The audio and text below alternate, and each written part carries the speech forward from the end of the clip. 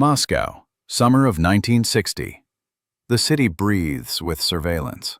On every corner, in every cafe, behind every smile, watchers. Microphones nest in walls like insects, their wires threading through the bones of buildings. Entire floors of apartment blocks pulse with the sound of recorded voices, conversations trapped on spinning reels, analyzed by men who never sleep. In the Lubyanka, that yellow brick fortress on Dzerzhinsky Square, the machinery of the state security apparatus grinds human lives into data, into confessions, into ash. Be sure to subscribe to our channel. There's a lot of interesting stuff ahead. A colonel walks across the Bolshoi-Moskvoretsky Bridge. His name is Oleg Vladimirovich Penkovsky, 41 years old. Deputy Chief of the Foreign Section of the State Committee for the Coordination of Scientific Research. A man with access to secrets that could end the world. In his pocket, a bulky envelope. Ahead of him, two American tourists, young students taking photographs of the Moscow skyline. The colonel's hands tremble slightly as he approaches them. His mouth is dry. He has rehearsed this moment in his mind 1,000 times. But now that it arrives, fear crystallizes in his chest like frost. "Please," he says in English, pressing the envelope into their startled hands. "You must deliver this to your embassy, to an intelligence officer. Please." The students stare at him. They see the uniform, the medals, the desperation in his eyes. They take the envelope because they do not know what else to do. The colonel turns and walks away, his footsteps echoing on the bridge. Behind him, in the shadows of buildings, cameras whir. The watchers are always watching. The colonel knows this. He has calculated the risks. He has made his choice. What he does not know, what he cannot know, is that his decision on this ordinary summer day will determine whether civilization survives the next 2 years. Whether the Cuban Missile Crisis becomes the final crisis. Whether humanity destroys itself in nuclear fire. The envelope will take weeks to reach its destination. The Americans will be cautious, suspicious, afraid of provocation. But eventually, they will read what he has written. And then the clock will start ticking toward October 1962. Toward 13 days that will bring the world to the edge of annihilation. Toward the moment when a Soviet colonel's secrets become the difference between survival and oblivion. This is his story. Every word is true. Moscow. The colonel cannot sleep. It is past midnight and the apartment is silent, except for the sound of his wife's breathing in the next room. Oleg Penkovsky sits at his desk, a single lamp illuminating the papers spread before him.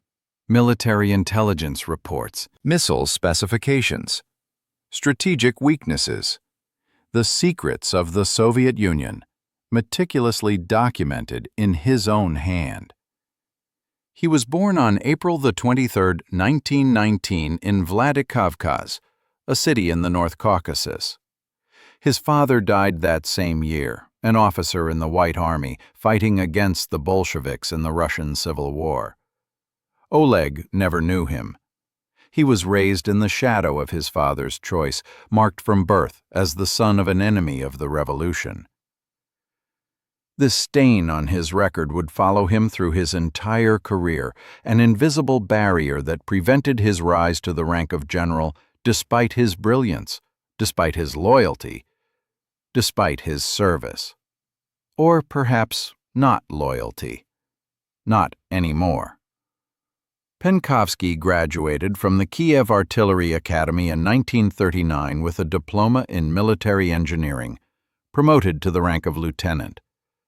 When the Winter War erupted against Finland, he served. When Nazi Germany invaded, he fought as an artillery officer on multiple fronts.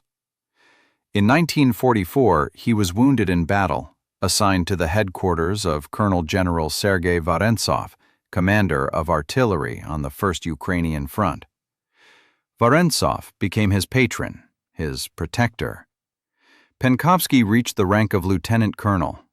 After his wounds healed sufficiently, he entered the prestigious Frunze Military Academy, 4 years of intensive study. He graduated in 1948 and immediately joined the GRU, Glavnoye Razvedivitelnoye Upravlenie, the Chief Intelligence Directorate of the Soviet General Staff, the military intelligence agency. External threats, foreign operations, the machinery of espionage. Between 1949 and 1953, he attended the Military Diplomatic Academy in Moscow. He became an intelligence officer, officially sanctioned to gather secrets, to analyze threats, to serve the Soviet state. In 1955, he was appointed military attaché in Ankara, Turkey.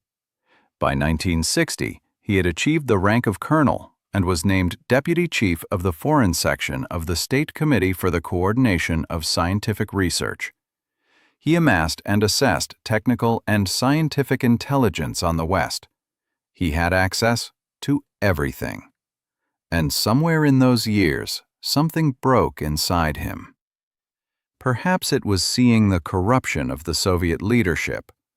Perhaps it was the cynicism of Nikita Khrushchev, who lied constantly about Soviet military capabilities, who threatened nuclear war while knowing the Soviet arsenal was inferior, who played games with human lives.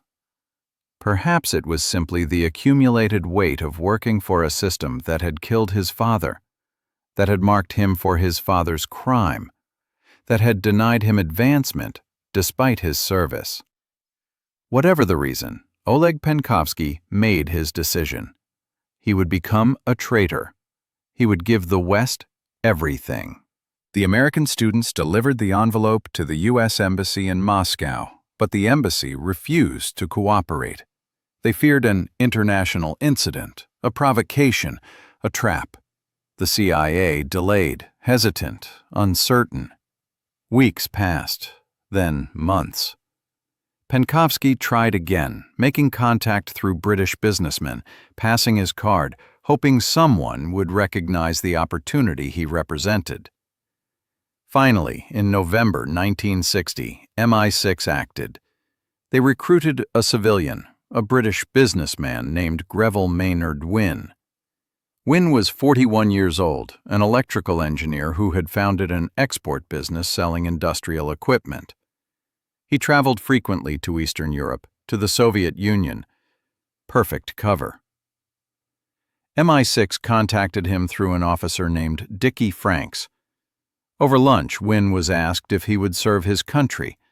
He agreed, though he had no previous intelligence experience, no training in the dark arts of espionage. In November 1960, Wynne traveled to Moscow on a business trip. There, he was introduced to Colonel Oleg Penkovsky during a meeting about scientific and technological opportunities for foreign businesses. They shook hands. They exchanged pleasantries, and beneath the surface of polite conversation, a connection was made. Penkovsky passed Wynne film of Soviet military documents. He promised more if an arrangement could be made with British or American intelligence. Wynne dutifully delivered the film to his MI6 contacts in London. The intelligence officials examined the documents, verified their authenticity, and realized what they had. A senior GRU colonel, deputy head of a strategic committee, offering to spy for the West, the most valuable asset they had ever recruited. They gave him 2 code names, Hero by the CIA, Yoga by MI6. In April 1961, Penkovsky traveled to London as part of a Soviet trade delegation. On April 20th, the first formal meeting occurred between Penkovsky and his handlers, 2 American and 2 British intelligence officers. They met in a London hotel room. Penkovsky arrived carrying briefcases full of documents, rolls of film, military manuals. He spoke with passion, with fury, denouncing the Soviet system, describing the weakness of Soviet military capabilities, offering to give them everything he had access to. The debriefing sessions began. They would eventually total 140 hours. Penkovsky submitted to endless interviews, answering technical questions about missile systems, nuclear warheads, strategic planning. He identified hundreds of GRU and KGB officers from photographs. He provided detailed information about Soviet command structures, communication systems, military vulnerabilities. The sessions produced 1,200 pages of transcripts and reams of handwritten notes. The intelligence officials were astonished by his knowledge, his access, his willingness to betray everything. They gave him specialized equipment, a Minox camera small enough to fit in a cigarette pack, capable of photographing documents quickly and quietly. They taught him dead-drop procedures, signal systems, communication protocols. They gave him lists of telephone numbers to call in case of emergency. And Penkovsky made one peculiar request that would haunt everyone involved. He asked if the CIA could provide him with a miniaturized nuclear weapon, small enough to hide in a briefcase, that he could use to kill Soviet leaders at a meeting. The Americans explained, with difficulty, that nuclear miniaturization technology was not advanced enough for such a device. Penkovsky was disappointed, but accepted their refusal. Then he made another series of requests, more troubling, more bizarre. He wanted to meet the Queen. He wanted to meet the Kennedy family. He wanted military ranks in both the British and American armies. He wanted recognition, honor, glory. He provided detailed lists of personal shopping requests, shoes for various women he knew, complete with drawings of their feet. The requests went on for pages. The CIA and MI6 accommodated these demands as much as possible. They assigned an MI6 officer specifically to handle his shopping list. They could not afford to alienate him. He was too valuable. Former CIA officer later observed that the voluminous shopping requests would have raised suspicions if the KGB had examined how Penkovsky acquired so many Western goods, and where he found the money and time to purchase them all. When Penkovsky returned to Moscow in early May 1961, he resumed his normal duties at the State Committee, but now he had a new purpose. Each day he photographed classified documents using the Minox camera. Military manuals, missile specifications, strategic plans, nuclear targeting data, order of battle information, technical drawings of weapons systems. He photographed everything he could access, working methodically, carefully, compulsively. Between April 1961 and August 1962, he would pass more than 5,000 photographs of classified military, political, and economic documents to British and American intelligence forces. The film was smuggled out in disguised packages, cigarette boxes, candy containers, film canisters. The information he provided gave the West its first accurate picture of Soviet military capabilities since World War II. But the problem was getting the film out of Moscow. Penkovsky could not meet with Greville Wynne every time he had material to pass. The city was too dangerous, too heavily surveilled. They needed a contact in Moscow, someone who could meet Penkovsky regularly without raising suspicion. MI6 made a decision that one writer would later characterize as a fit of intelligence lunacy. They decided to use Janet Chisholm, the 31-year-old wife of Rory Chisholm, MI6's Moscow station chief. Janet had been born in India, the daughter of a Royal Engineers colonel. She had worked briefly for MI6 as a secretary after university, but she was not a trained field officer. She had never operated in hostile territory. And she had a serious vulnerability. George Blake, a British MI6 officer who was secretly working for the KGB, had known her when Rory was station chief in Berlin. Blake had already told the KGB everything he knew about MI6 operations. The KGB knew the Chisholms were intelligence officers before they even arrived in Moscow. Nevertheless, MI6 went ahead with the plan. The reasoning was simple. The sheer audacity of using the station chief's wife was their best protection.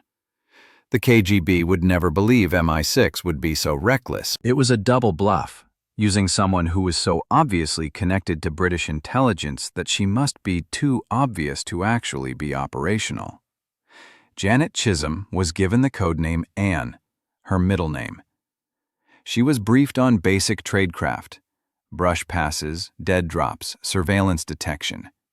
She practiced with her handlers, and then she waited for the signal that Penkovsky was ready to make contact.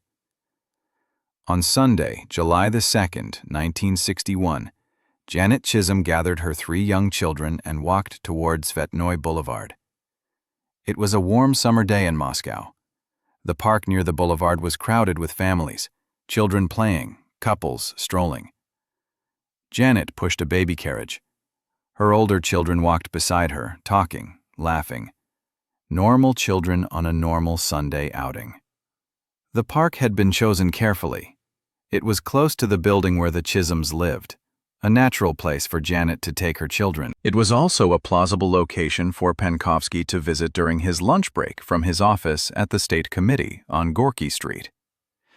Not so close that his colleagues might wander there, but close enough that his presence would not seem suspicious. Penkovsky arrived first. He walked through the park, watching the families, the children. He waited. And then he saw Janet pushing the carriage, her children beside her. He wandered closer, trying to appear casual, just another stranger in the park. Rain began to fall, light at first, then heavier. The crowd started to thin as people sought shelter. Penkovsky approached the bench where Janet sat. He smiled at the baby in the carriage, admired the older children. Then he reached into his pocket and produced a small box. Multicolored vitamin C tablets, the kind Russian children ate as sweets because of the harsh climate. He offered the box to the children. Janet thanked him. She took the box, her movements smooth and natural, and placed it under a blanket in the baby carriage. Then she brought out an identical box from beneath the blanket and offered those tablets to the children instead. The swap took less than 2 minutes. Penkovsky chatted with the children briefly, then moved on. Just a friendly stranger saying hello. Nothing suspicious, nothing memorable. Except inside the box Penkovsky had given her was a roll of Minox film containing hundreds of photographs of top-secret Soviet military documents.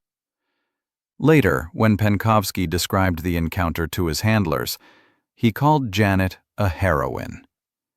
He was impressed by how naturally she had acted, how smoothly she had executed the exchange. But the truth was darker than he knew. The KGB was already watching Janet Chisholm. They had been watching her since she arrived in Moscow. George Blake had told them to watch her. They photographed her meetings with Penkovsky.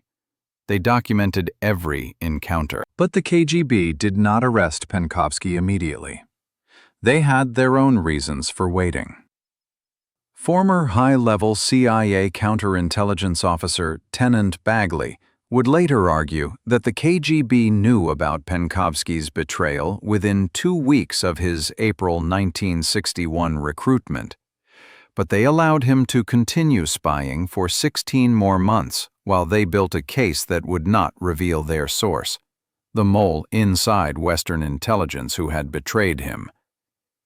During a 3-month period between October 1961 and January 1962, Penkovsky met with Janet Chisholm 11 times in public locations around Moscow.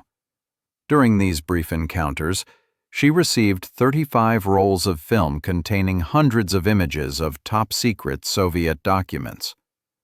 Parks, shopping areas, cultural events, always in plain sight, always with KGB surveillance teams photographing every meeting. In January 1962, Penkovsky reported what he believed was surveillance on Janet Chisholm. He suggested they switch to dead drops instead of face-to-face meetings.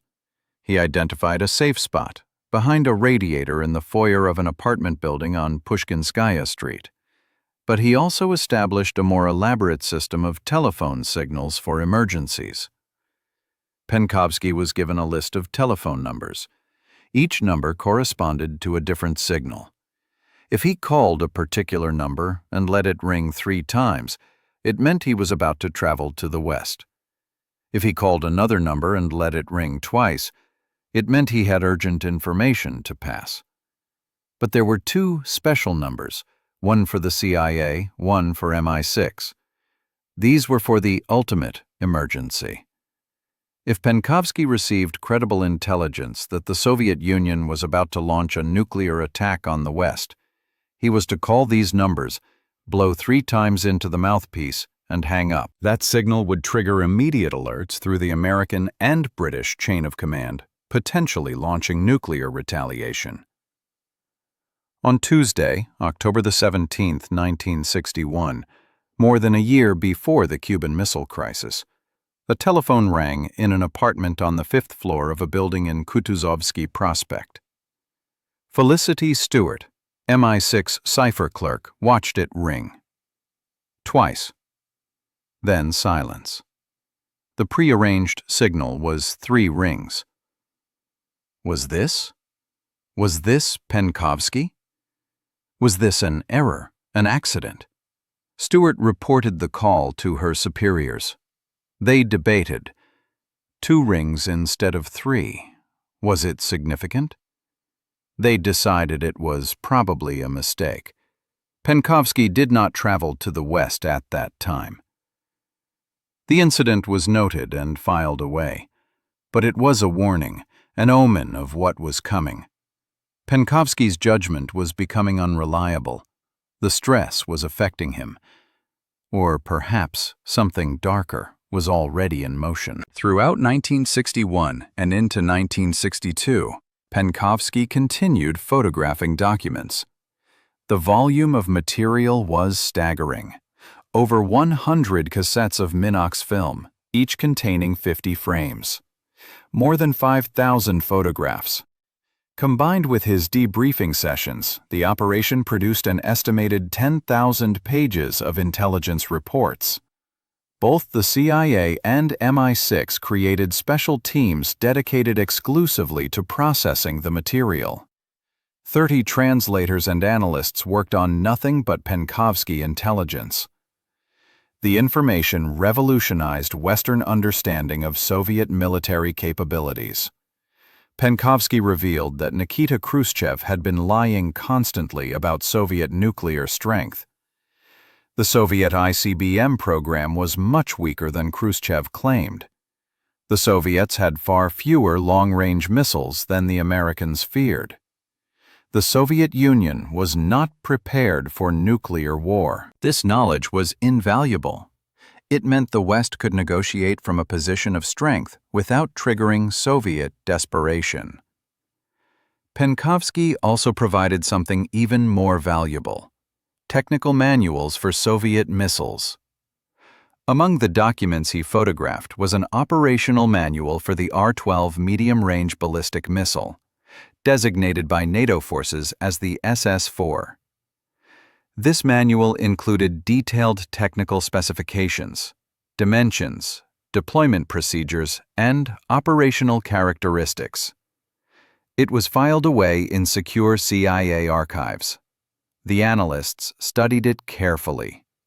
They created black books, loose-leaf volumes collecting all available missile intelligence, including hundreds of photographs taken at Soviet May Day parades showing missiles on mobile launchers. No one knew how crucial this information would become until October 14, 1962.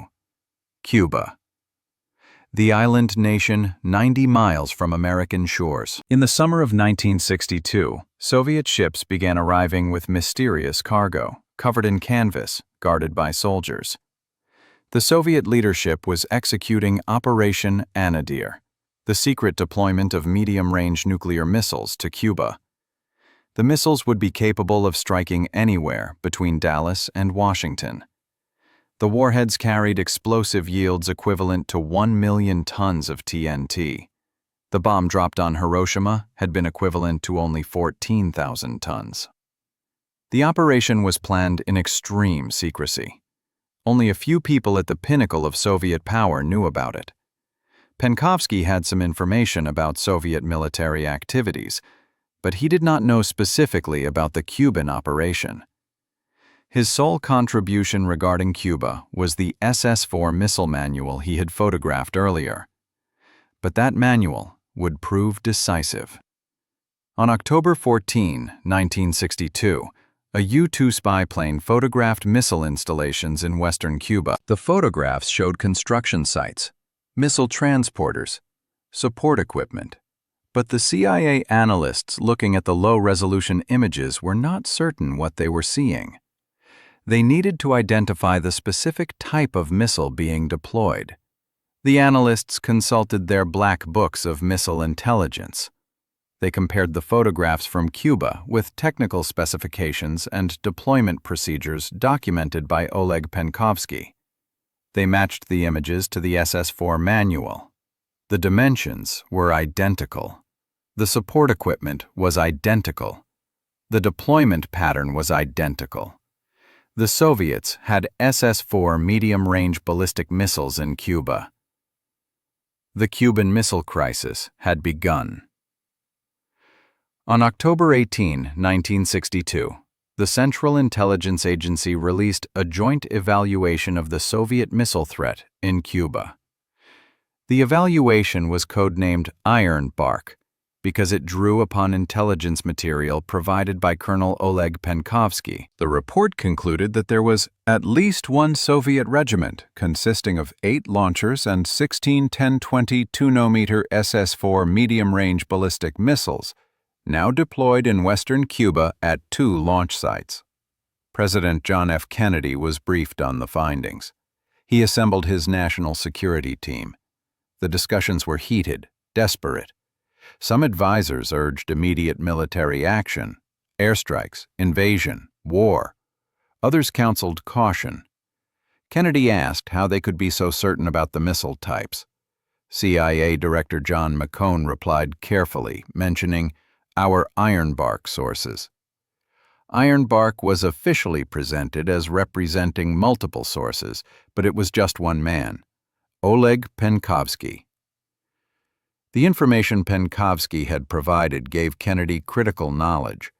The Soviets were not prepared for nuclear war. Their long-range capabilities were limited. Their position was weaker than they claimed. Kennedy could risk confrontation without triggering immediate Soviet nuclear retaliation. He could demand the missiles be withdrawn. He could play the crisis carefully, looking for diplomatic solutions, because he knew the true balance of power. For 13 days, the world stood on the edge of annihilation. American forces went to DEFCON 2, one step below war. British V-bombers were placed at Alert Condition 3. Soviet submarines moved into position around Cuba. Nuclear weapons were armed and ready on both sides. One mistake, one miscalculation, one accident could trigger the Holocaust.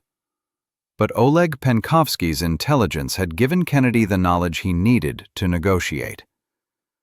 Former GRU Captain Viktor Suvorov, who defected to the UK in 1978, later wrote, "Historians will remember with gratitude the name of the GRU Colonel Oleg Penkovsky.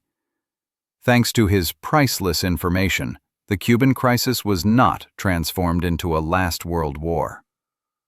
Moscow, October 22, 1962. Colonel Oleg Penkovsky is arrested. The KGB comes in the night, as they always do. They search his apartment methodically, professionally. They find nothing. Penkovsky has been careful. But they do not need physical evidence. They have surveillance photographs, recordings of conversations, testimony from their sources inside Western intelligence. They have been building their case for more than a year, waiting for the right moment to move. The arrest occurs just hours before President Kennedy addresses the American nation, revealing that U-2 spy plane photographs have confirmed the presence of Soviet missiles in Cuba. The timing is significant. The Soviets are moving to shut down their most valuable intelligence leak at the exact moment the information Penkovsky provided is being used against them. Penkovsky is taken to Lefortovo prison, then to the Lubyanka. The interrogations begin immediately.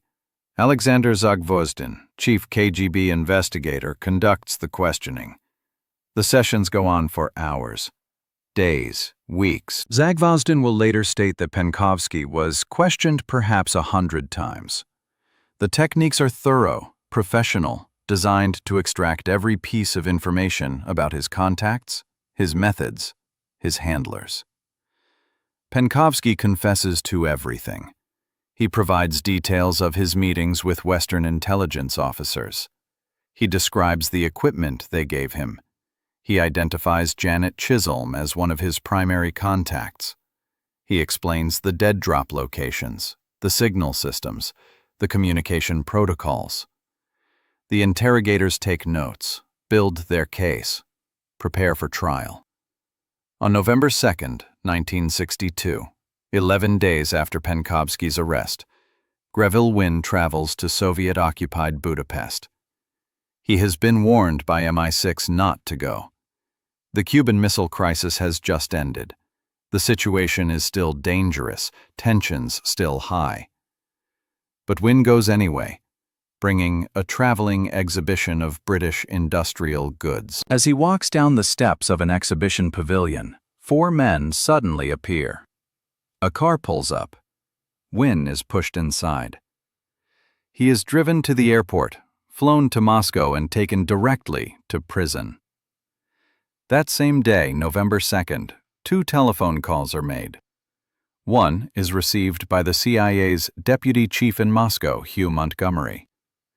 The other is received by MI6's head of station, Gervais Cowell, who has recently replaced Rory Chisholm. In both calls, someone blows 3 times into the mouthpiece, then hangs up. The prearranged signal, the emergency alert, imminent Soviet nuclear attack. Both Montgomery and Cowell are skeptical. The Cuban Missile Crisis appears to be over. Khrushchev agreed to withdraw the missiles from Cuba on October 28. But Soviet missiles are still there, not yet removed. American forces are still at heightened alert. British bombers are still ready to launch. If this signal is genuine, if the Soviets are about to launch a surprise nuclear strike, minutes matter. The response must be immediate. Cowell makes his decision. He determines the call is a false alarm. He does not report it up the chain of command. He does not trigger the alert protocols. He sits on the information, trusting his judgment that Penkovsky is already in custody, and this is either a KGB provocation or a desperate attempt by Penkovsky to cause chaos.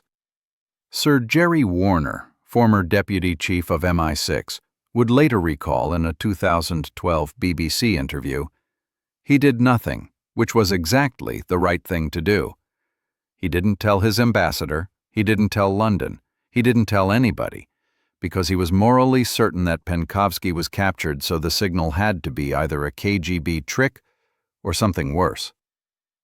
What was the something worse? CIA historian Ben Fisher proposed a dark theory in his 2021 research paper, Penkovsky, the Spy Who Tried to Destroy the World. According to Fisher, Penkovsky may have attempted to trick the KGB into making the emergency calls, hoping to trigger Western nuclear retaliation against the Soviet Union. Facing certain execution and with nothing to lose, Penkovsky may have been prepared to take the world with him. The spy who saved the world in October may have tried to destroy it in November. The details involve a prearranged signal system called Distant. Penkovsky had been instructed that if he was arrested, he could try to signal this by leaving a chalk mark on a telephone pole on Kutuzovsky Prospect Boulevard, near a specific apartment building. This chalk mark would tell his handlers to check the dead drop on Pushkinskaya Street. But the dead drop was set up 2 weeks after Penkovsky was already in prison. He would have had no way of knowing about it or accessing it. Yet someone made the chalk mark. Someone, possibly KGB interrogators acting on information extracted from Penkovsky, set up the dead drop. And then someone made the emergency telephone calls. Fisher argues that Penkovsky, under interrogation, may have deliberately given his captors partial information about the distant signal system, hoping they would activate it, hoping the West would interpret it as a genuine attack warning, hoping nuclear war would begin. The evidence is circumstantial but disturbing. The timing was perfect. Just days after the crisis ended, when tensions were still high, when nerves were still raw, when mistakes could still trigger catastrophe. Cowell and Montgomery, through skepticism or wisdom or luck, chose not to act on the signal. They did nothing. And by doing nothing, they may have prevented World War III. The Soviet public was not told of Penkovsky's arrest until December 12, 1962, when a notice appeared in Pravda. 7 weeks had passed. The announcement named Greville Wynne as Penkovsky's contact, along with a person identified as Jacob. This was Richard Jacob, an MI6 case officer. The announcement did not name Janet Chisholm or any other British intelligence officers, protecting the KGB's sources within Western intelligence. In May 1963, after his trial, Izvestia reported that General Sergei Vorontsov, Penkovsky's patron, who had achieved the rank of Chief Marshal of Artillery and Commander-in-Chief of Rocket Forces, and was a candidate member of the Central Committee, had been demoted to the rank of Major General. In June, Vorontsov was expelled from the Central Committee for having relaxed his political vigilance. 3 other officers were also disciplined.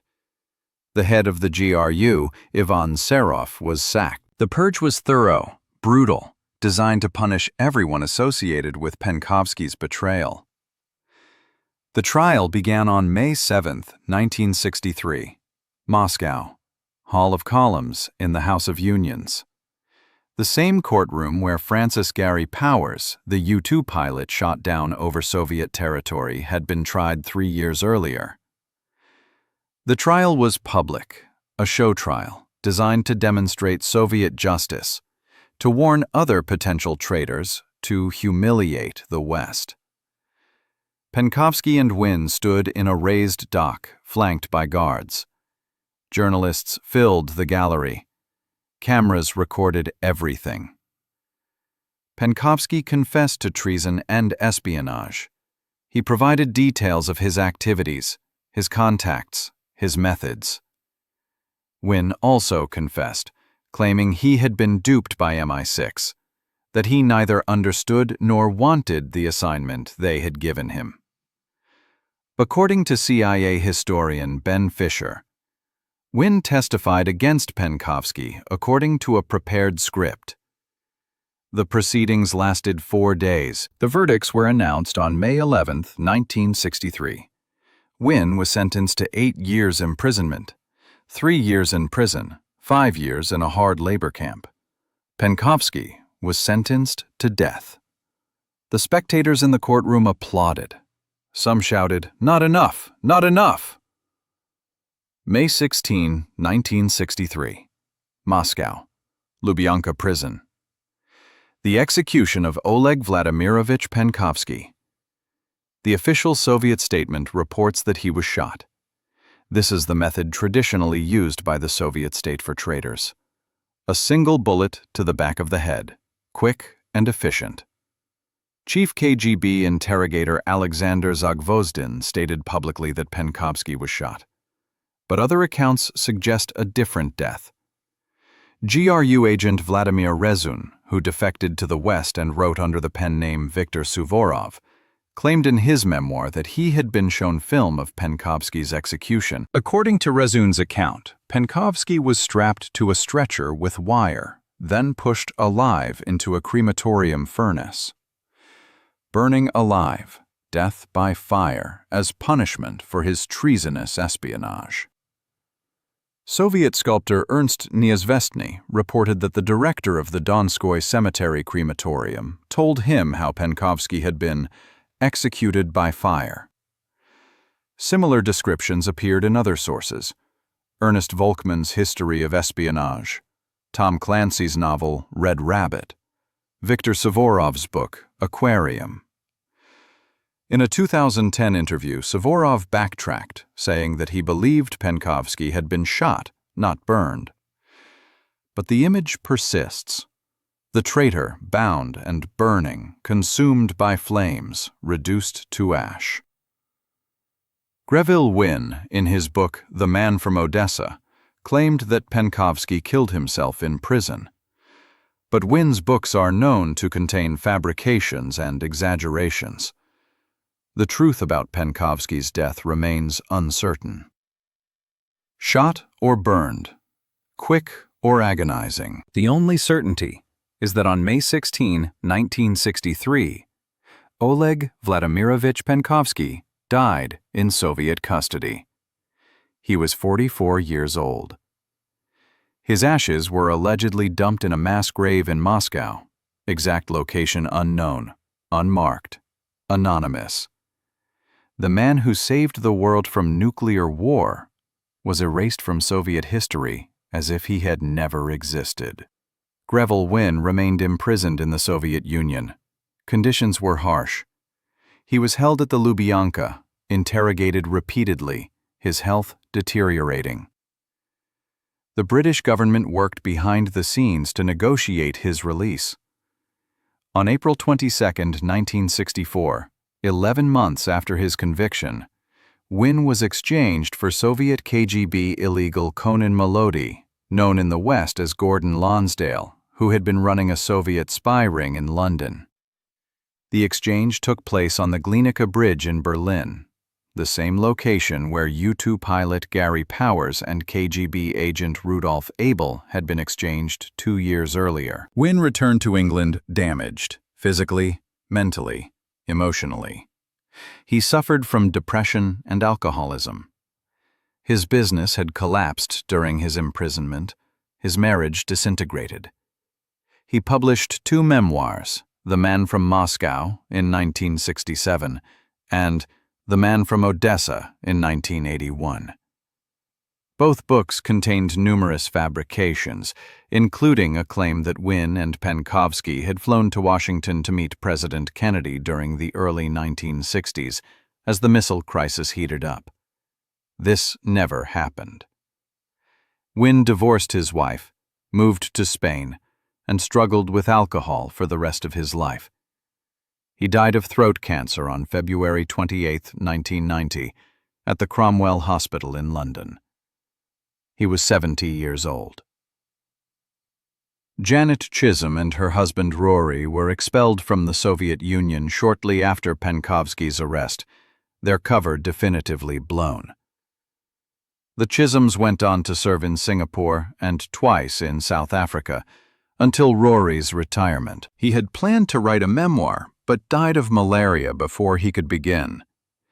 Janet refused to speak publicly about her experiences in Russia. She traveled extensively until well into her 70s.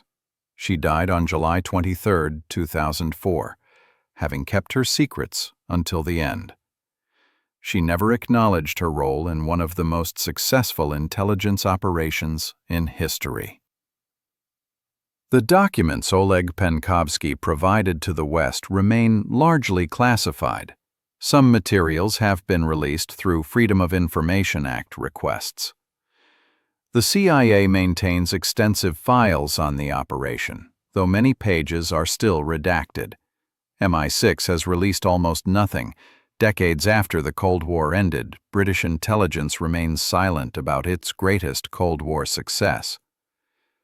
In 1965, a book titled The Penkovsky Papers was published in the West, allegedly Penkovsky's own journal documenting his activities and motivations. The book was almost certainly fabricated or heavily edited by Western intelligence agencies for propaganda purposes. It portrayed Penkovsky as a committed anti-communist hero. The truth was likely more complex. The Cuban Missile Crisis led to the establishment of the Moscow-Washington Hotline, a direct communication line between American and Soviet leaders, designed to prevent miscommunication during future crises. A series of arms control agreements followed in subsequent years, though both superpowers continued to build their nuclear arsenals. Penkovsky's lead film canister is now held in the collection of the International Spy Museum in Washington, D.C. The small metal container, used to transport his Minox film for processing, sits in a display case. Visitors walk past it daily. Few understand its significance. Inside that container, on tiny strips of film, were the secrets that prevented nuclear war. The Soviet Union honored its heroes of the Great Patriotic War, erected monuments to its generals and marshals, celebrated its victories over fascism. But Oleg Vladimirovich Penkovsky received no monument, no recognition, no acknowledgement. His name was erased from official Soviet history. His family suffered the stigma of association with a traitor. His children grew up knowing their father had committed the ultimate crime against the state. In the West, Penkovsky is remembered differently. A CIA document from 1976 declared him the single most valuable agent in CIA history. The agency assessment concluded that his intelligence had been decisive during the Cuban Missile Crisis, providing President Kennedy with the knowledge necessary to navigate the most dangerous confrontation of the Cold War without triggering nuclear war. Scholars continue to debate Penkovsky's true motivations. Was he a hero who saved humanity from annihilation? Was he a disillusioned officer seeking revenge against the system that had denied him promotion? Was he a fantasist who wanted recognition and glory? Was he a double agent all along, feeding disinformation to the West? Was he a desperate man who tried to destroy the world when he knew he was lost? The evidence suggests he was all of these things, contradictory and complex. A man whose actions had consequences far beyond his understanding or control. He photographed documents because he believed the Soviet system was corrupt. He provided intelligence because he wanted recognition from the West. He helped save the world during October 1962. He may have tried to destroy it during November 1962. He died in May 1963 in a prison in Moscow by methods that remain disputed and uncertain. What is certain is this. During 13 days in October 1962, the world came closer to nuclear annihilation than at any point before or since. The decisions made during those 13 days, by Kennedy, by Khrushchev, by military commanders on both sides, determined whether human civilization would survive. And those decisions were informed, shaped, and guided by intelligence provided by a Soviet military colonel who committed treason, photographed secrets, and paid for his betrayal with his life. Oleg Penkovsky was 44 years old when he died. He had been a spy for the West for approximately 18 months. In that brief period, he passed more than 5,000 photographs of classified documents, submitted to 140 hours of debriefing, provided intelligence that revealed the true balance of power between the superpowers, and gave President Kennedy the knowledge he needed to resolve the Cuban Missile Crisis without war. The Cuban Missile Crisis ended on October 28, 1962, when Khrushchev agreed to withdraw Soviet missiles from Cuba in exchange for American promises not to invade the island. The deal was announced publicly. Secretly, the Americans also agreed to withdraw their Jupiter missiles from Turkey, a concession that was kept confidential for years. The crisis was over. Humanity had survived. The nuclear holocaust had been averted, and deep in the cells of the Lubyanka, a man who had helped save the world sat waiting for his execution, knowing that his secrets had been decisive, knowing that he would receive no recognition, no acknowledgement, no mercy. On a spring day in 1963, they led him to his death. Whether shot or burned, quick or slow, his end came in darkness and silence. His body was destroyed. His ashes were disposed of in an unmarked grave. His name was struck from Soviet records, but his legacy endured. The world did not end in fire. Humanity survived to see the dawn of October 29, 1962, and every day since. The horror of Penkovsky's story is not supernatural. There are no ghosts, no demons, no creatures from beyond.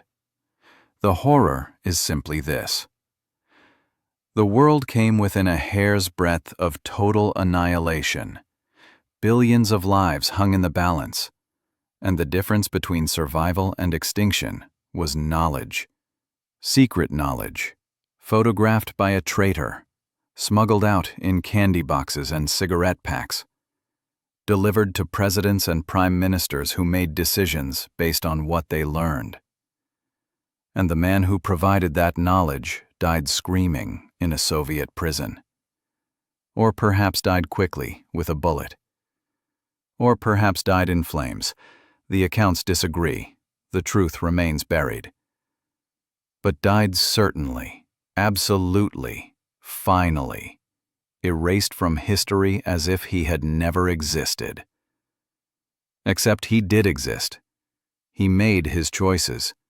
He took his photographs. He passed his film. And 13 days in October 1962, the world did not end, because one man decided to betray everything he had been trained to protect. That is the true horror, that human survival can depend on such fragile threads, such unlikely chances, such improbable choices, that the extinction of billions can be prevented by a Soviet colonel's resentment over a denied promotion, by a businessman's willingness to smuggle film, by a mother meeting a stranger in a park and exchanging vitamin tablets while her children play. The clock that counts down to midnight, to nuclear noon, to the end of everything, that clock can be stopped. But it takes people to stop it. Flawed people, complicated people, people with their own fears and desires and motivations. People who might save the world one month and try to destroy it the next. People who remain, until the end, human. The horror in this story is not fiction. It is history. It is what actually happened during the most dangerous moment in human history, when the world stood on the edge of extinction and survival depended on the choices of flawed, complicated, desperate human beings. Every word is true.